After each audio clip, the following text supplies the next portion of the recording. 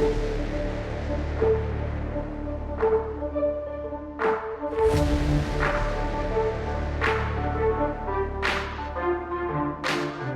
think the changes have helped deal with that because now you can actually remove it.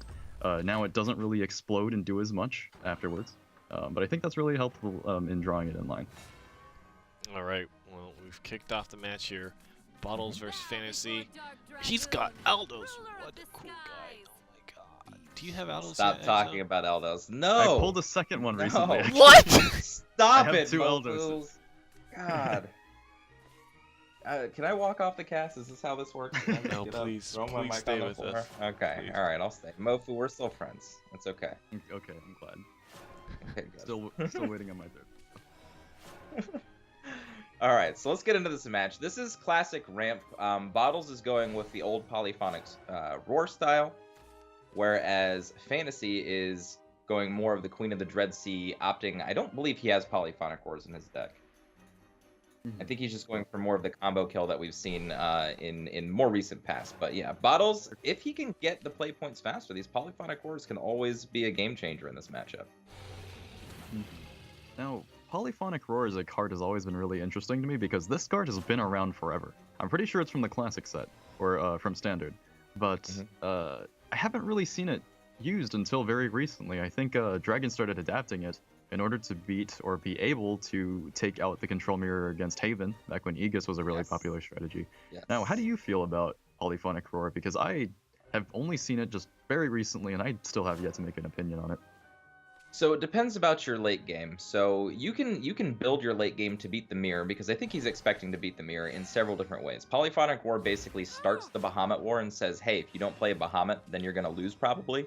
And then if your opponent plays their Bahamut first, you gain the edge. The first person to run out of Bahamuts usually is behind in this sort of a matchup. However, things have changed. It's not like that anymore. We have Queen of the Dread Sea, we have Genesis Dragon, we have Ariat. We live in a world of plentiful combos. We've got Fortes and Urds, you know what I mean? So it's not as big as it used to be, but it can still position the endgame the way you want it.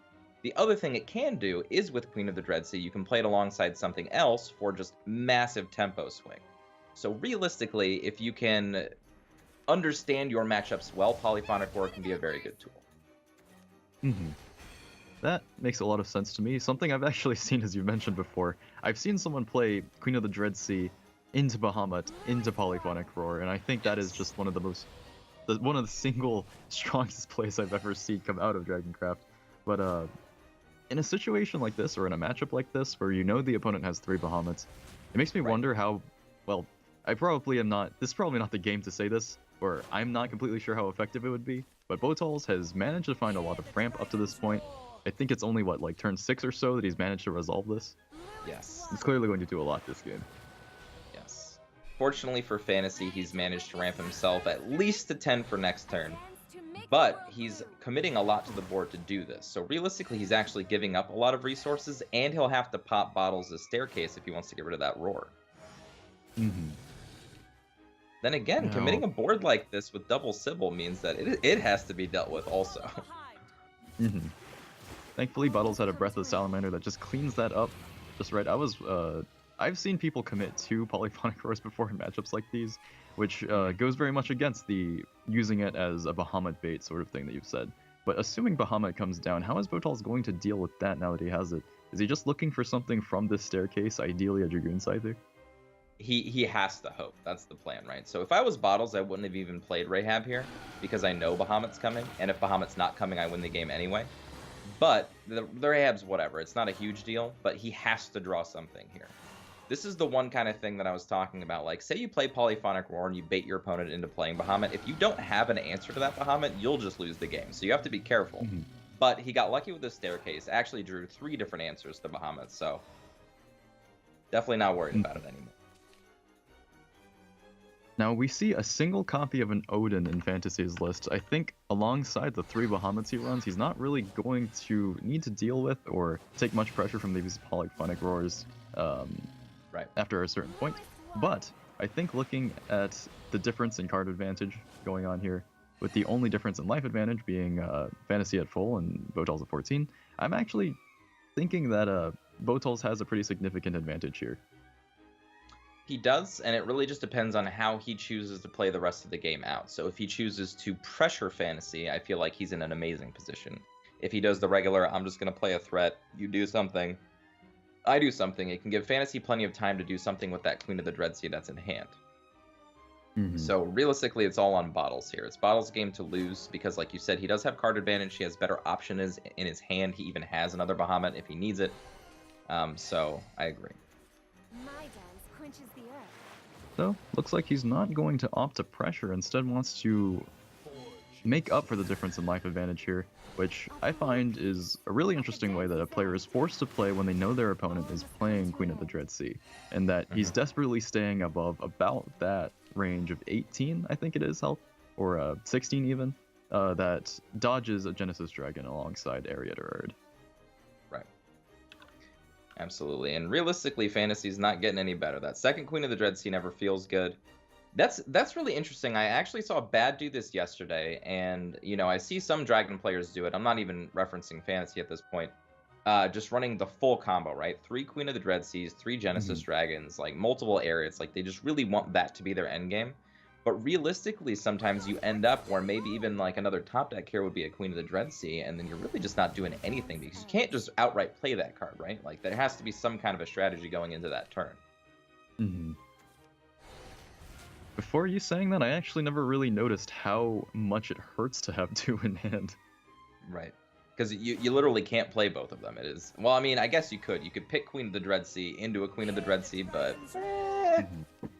Then it discards everything that the second Queen of the Dreadsea would have done in the first place. Right.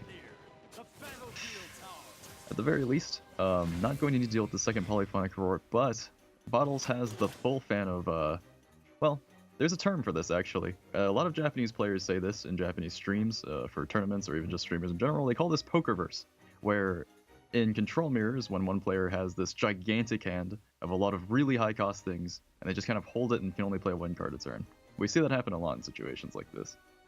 Oh yeah, especially in Dragon Mirrors. And it all comes down to just, you know, I mean, it could be Pokerverse, it could be Chessverse, whatever you want to call it. It's just what piece do I move next? What makes the most sense? And realistically, without perfect information, it's super hard. We have perfect information. We know that if Botalz plays Bahamut next turn, he's in great shape, right? But of course, he doesn't know that, and you never really want to do that. That's never a good feeling to just play a Bahamut into something that's not another Bahamut, or to clear off something that you can't otherwise normally deal with. Right. Especially when, for all he knows, Fantasy could have both of his other Bahamuts in his hand. Committing something like that where, I think that's actually, come to think of it, a really unique part of this matchup, which is most of each deck's or each class's answers to a lot of things also mount a lot of pressure on board at the same time. Be it through things like Zeus, which forces your opponent to look at Bahamut, which he very confidently slams. Baby! So, this is something I'd like to... Oh my goodness. Okay. Alright, Fantasy. Good man. What I was going to say is, a lot of times in the Dragon Mirror, people wait too long to play their Bahamuts. The reason I say this is because the longer the game goes with a 40-card deck, the more likely they are to have more of their Bahamuts, right? I'm actually of the nature of, if I'm ahead in play points and I have multiple Bahamuts, I will just start slamming them. Especially if I have Scythers to back up in case that plan goes awry. Just because it gives you the most opportunity to just outright win the game and not go into this stall war late in the game. I think that Bahamut really just cast the dice on this entire game, where without any answer to a Forte, no way to remove it, he has to put everything on Fantasy, not doing the same trick he just did, not finding his last Scyther, in order to deal with this Zeus. That's right, and he can Erd it now to get it down to 10 defense and then finish it off if he wants to. Yeah, it looks like this is the perfect time to play this. This will get all the rest of the cards he needs out of his hand. You don't really lose any value from this. Looks like he chose not to commit the rest of it. Oh. He's actually just leaving this Zeus alive and hoping that Botalz doesn't have the reach. That's very interesting to me. This is basically just saying free 7 damage, and that's not really ever what you want to be doing, I don't think. Right. Especially leaving Zeus up, anything could happen to the body of Queen of the Dreadsea, and it doesn't get any easier for him to answer here. Alright, Botalz taking the super safe route, gaining life, clearing as much as he can. while also that Zeus hasn't been dealt with. Right. I think also very unfortunate for Fantasy is that reducing the cost of Breath of the Salamander, though I think it was his only choice of a Dragoncraft card in his hand, isn't really he's not really guaranteed to take advantage of the cost reduction when it has Enhance and something so beefy as costing 6. So that left him really vulnerable and very dependent on what he drew next. So that really makes me wonder about the decision to just hold things here. So he's got to do it now. He can't wait any longer. Feels bad to give up so many resources for it, but now that he's taken the extra damage, he might just be too far behind to catch up. Especially with Botalz playing safe and gaining the health on the turns that he did. Right. Making the play for life puts him completely out of the range of anything fortunate for Fantasy, like finding his other urns of the Forte. Right. And I don't really mind Fantasy's play up, except for that one, just because realistically he's out of cards, right? He needs to just figure out a line of play that wins, and for him that might have meant maybe I draw my other Odin, or maybe I draw a removal spell, another Scyther for that, or for the Zeus, so I can just outright win the game. So I don't mind it if that's realistically what he's thinking about, because that's a perfectly solid line of play to think about. If I'm out of options and I can't win the long game, I have to just get lucky. And I think that's what we saw. And he noticed that Botalz had made or has been playing pretty defensively all game, so he's probably just making that call that if he doesn't hold on to something like that and he just tries to commit everything into that trade, then he just says, I'm not going to win the game anyway. So he just wants to get really lucky in that circumstance and has to take a risk like that. Right. And I really like the adoption of Staircase to Paradise in like every deck. That card is every time I see that card, I'm just like, wow, that dodged the nerfs, and I'm like, whoa.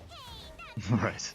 I think the only times, the only times where I don't see Staircase have an immense impact on a game is only the games where the player who played it didn't last long enough to see it resolve.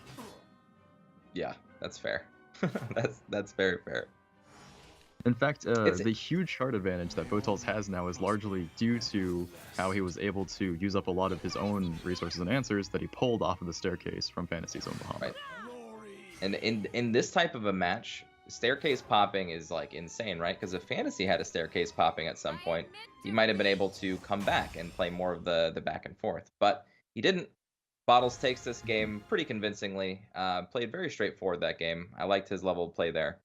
Now, the real question I have about this matchup isn't necessarily about that game. So if I brought Vengeance Blood and my opponent didn't ban it out, and I know they have Dragon in their lineup, why would I not lead with Vengeance Blood and try to hope for that good matchup? I think that's actually a really good question. Perhaps Fantasy had confidence that he would have been able to make that happen. Perhaps he noticed how defensive Botalz' lineup was and thought perhaps that game could have gone better for him. Perhaps he could have gotten his Queen combo off the way he wanted to, so he could just move on from that and just then work into his Vengeance Blood game plan. It's interesting to me. I always choose to, or at least try to get my favorable matchups in as soon as possible so I can get that one win up, because of course, as we see, most of the time when you win the first game, it's really hard for your opponent to come back unless they really have something that's just a bad deck, like a D-shift deck versus 2 aggro decks like we saw. But it's just interesting choice. So let's talk about Botalz' deck. I know I spoke a little bit about it. Talk to me about what's in Botalz' Forest deck and why I think it's kind of crazy. I did my very best to analyze it once you mentioned that this was strange, and honestly, I am not coming back up with much except one thing. I think what Botalz' idea is he wants a deck that never loses to pure aggression. He has a lot of cards that are extremely defensive, reactive, and can give him a lot of board dominance, such as Magical Fairy Lilac, Crystallia Tia, even Jungle Warden as the mid-game ward, and his finisher is some strange combination of White Wolf, which is supposed to pull him one copy of a Silverbolt. If he draws that copy, it's going to give him Elf Queen. So I guess he wanted a bit of non-linearity by running them in ones. Important to note, only one White Wolf and only one Silverbolt in this deck. So that's different from when we actually discussed running cards as one-ofs before, where perhaps running them on the back of other things around that cost range, they just want an alternate option. This means he's only looking for one instance of the option to begin with as a win condition. Right. The rest of the deck is very defensive. But if he does get it off, I have seen combos before of Silverbolt into So it looks like Botalz has been having connection issues this whole time. I think we're trying to get that cleaned up, I would imagine. Yep, I believe so. And gonna wait for an admin decision to see what's going on there. But unfortunately, the internet is a thing, and sometimes the internet is a thing. Yes. I wish Envy there got was booted just- out by the internet this morning.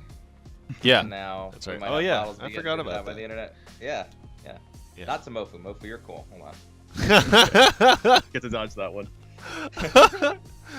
Nobody wants to kick Mofu. No, Mofu's great. Mofu Mocha. So actually, this is a perfect question for you, Rainey, because you love playing terrible forest decks. Why? Great. I like Why? playing really, really good forest decks. What do you think Bottles should be running on his top end? So he's got one White Wolf, one Silver Bolt. What would you like to see in there? 2 more King Elephants, 1 more Wolf, a Loki in the deck, and an Elf Queen. Perfect. So talk to our viewers about Loki and King Elephant and how amazing that combo is. Loki, well, so we haven't really seen Loki. No, actually, I think there was like one Loki like way back when. I don't think it actually got played, which is typically what I happens think with Loki. maybe with the Giant Chimera is kind of like where you would see it, if anywhere. Did you know that Loki plays a sick guitar solo when you play him? Did you know that he also plays sick guitar riffs when you evolve him and attack? Also, did you know that Loki makes your fanfare effect happen twice? Also, did you know that once upon a time I accidentally used Loki's fanfare on some really terrible, I think it might have been a, what was it? I was very upset about this. It might have been like an Elf Child May or something like that. Oh, that's perfect. Yeah, I had, Like a mini Cassiopeia. it was like 10 play points. I had a King Elephant combo, and I played the Loki like way back when, and I forgot, and I was like, I should play this Elf Child May because it wasn't time to play the King Elephant, and then May was like, block, block. I'm like, that's not normal. No, why did this happen? That's not supposed to happen. And then I realized my great error. But Loki with King Elephant. So King Elephant is a card that we've never seen here, I don't think, on the Shadowverse Open. But King Elephant says, hey, let's count the cards you have in hand, and that's just the increased damage that King Elephant gets. And Loki just makes it do that twice. So you could get like plus 19 damage or something like that. 500 damage King Elephant, yes. But you have to play Loki first, and then, like you said, not trigger it before King Elephant. So you have to be careful. And a lot of what Forest does triggers those things, right? So you got to be careful. Make sure you don't use it on Elf Queen either, because Elf Queen will be like, yeah, I'm totally down to heal you, and then you have no more shadows, and it's like, I'm going to try to heal you again, and then you heal for 0. You don't heal for anything. Also, you're probably already at 20, so very sad. I wish Elf Queen had a specific line that said, heal more than what you have. Tia would be pretty cool with Loki, actually. Getting 2 evolved 6/6s, that would work that way, right? Yeah. Yeah, that'd be pretty I sweet. tried him with I tried Loki with Imperial Dragoon once. I don't recommend it. I really don't. You don't have 2 hands. Let me just say. Yeah. I've got an update. So it looks like Fantasy is gonna get a game win, unfortunately, as kind of the hands were revealed and the cards were played.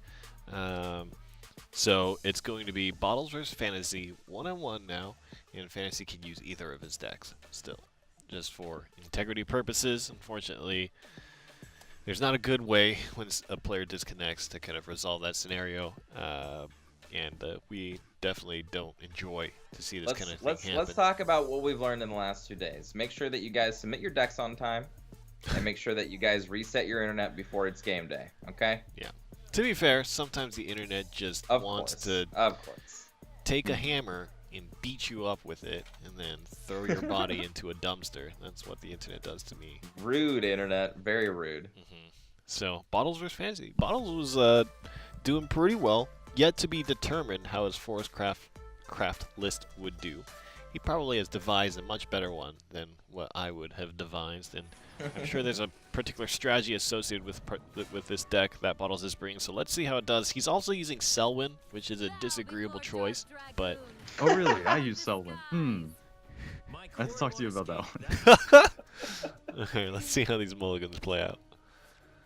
All right, Mofu. So I'm gonna go with what you said. I think that Botalz constructed a very anti-aggro Forest deck that has a late game option with the Silver Bolt. I think I would have to agree with that. Yeah, even looking at his hand now, you see every option that he's drawn so far has just been straight reactive, and it's going to continue on this way as we go on. But I think this is a really awkward matchup to actually have to play this sort of deck into, and that a lot of these reactive choices don't really do what he wants them to do versus a deck like Fantasy's Combo Dragon. Right, and realistically speaking, I don't think that an anti-aggro deck would have been necessarily good against Vengeance Blood either because of how big the followers are. I feel like Botalz' deck clearly is good against small followers and beginnings, or openings rather, but not very good against multiple 4/4s, or even something like a Dark Air Jammer, and things of that nature. Right, it shows off one of the big vulnerabilities of Forest, which it isn't really able to clear in wide sweeps. At most, it's able to clear boards with these 2 copies of Will of the Forest he has. It can clear tall with Crystalia Tia, but without something like Cassiopeia, he would struggle in that matchup a lot, and I think the very same problem exists in this one. Right, just very big followers. And unfortunately, from what we can tell and what we glean from Botalz' deck, is that it's a very mid-rangey deck. And Ramp Dragon preys on pretty much everything surrounding mid-range in that category. So it'll be interesting to see if Botalz can manage to win with this deck. If he does, I would be very impressed, and I would never naysay Botalz again. And Botalz, if you're listening to this later, you know I love you, alright? But I gotta give you some crap sometimes. I've actually seen Botalz bring a lot of, well, I've never seen him go this far, but I've seen him bring some lists that were really interesting in my past experiences watching him. I think I played against him once in some strange other format, but really, I really like Forest as a class for how much it allows someone to invent new things. It's just, I think, all the brilliance behind this deck is something that we may see it struggle to show off when he's, when he has cards like Wood of the Brambles that are supposed to give him board dominance, but he has to make these trades that are very difficult. Like, he doesn't want to pop these Ielas, but that's really all he's going to get, all the value he's going to get off of it against Fantasy. Right, and realistically, we have seen in the past, and I've seen it in my own tournaments, where Botalz will take what we like to call infinite Tia works, where you have Crystalia Tia, and now you have access to Nature's Guidance, Airbound Barrage, you know, Pixie Mischief was the card of choice before, where you can literally just play Tia nonstop every single turn, you know, from turn 7 onward against an aggro deck, and that can really close out a game against aggro, especially against decks like Aggro Blood that don't really have a lot of ways to get through multiple wards every single turn. It just feels really powerful. I think that was more or less the primary strategy and one of the most feared things about Forest back when, was Tia Darkness Evolved? I believe she was released right then, and that's when, Yes, more or less the entire class's mid-game just became doing that. Oh, wow. And Fantasy just going all in early here. I think, Oh, that's lethal, that's why. yeah, that's it. Got his combo As- immediately and found lethal with it. We were so interested in trying to watch Botalz make this happen that we just didn't notice Fantasy Right. had it.